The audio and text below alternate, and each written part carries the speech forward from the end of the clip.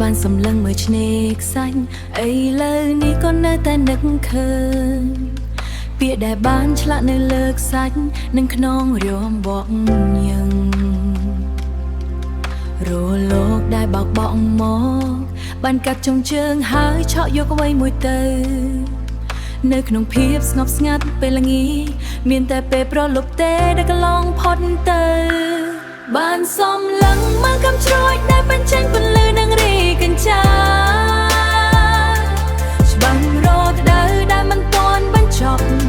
បានរំលាយនឹងសាបជាប់បេះដូងដែលមិនច្បាស់លាស់ខ្ញុំចង់ឲ្យយុគនេះនៅតែបន្តតើខ្ញុំអាចមើលកម្មជ្រួចជាមួយអ្នកបានប៉ុន្មានដងទៀតតើខ្ញុំអាចធ្វើអ្វីបានខ្លះចំពោះមុខដែលកំពុងញញឹមនោះការឈឺចាប់ការសប្បាយចិត្តរលកដែលច្រំដែរនឹងអារម្មណ៍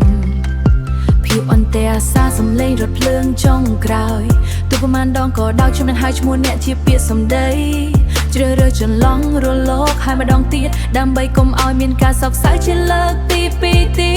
តប្រសិនបើដកដង្ហើមធំពន្លឺដែលហៀបនឹងរលត់ច្បាំងនៅវានៅតែរស់នៅក្នុងទ្រូងអនាគតដ៏កក់ក្ដៅដែលអាចប៉ះបានប្រសិនបើលោកដៃទៅបានលួចសម្លឹងមើលយ៉ាងទាំងពីរយ៉ាងស្ងៀមស្ងាត់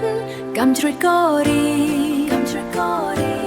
រីកនៅពេលយប់ហើយរលត់ទៅយ៉ាងស្ងាត់ស្ងៀមកុំចាក់ចេញទៅណាសុំពេលបន្តិចទៀតនៅបែបនេះសិនទៅបានសំឡឹងមកកម្មជ្រួយ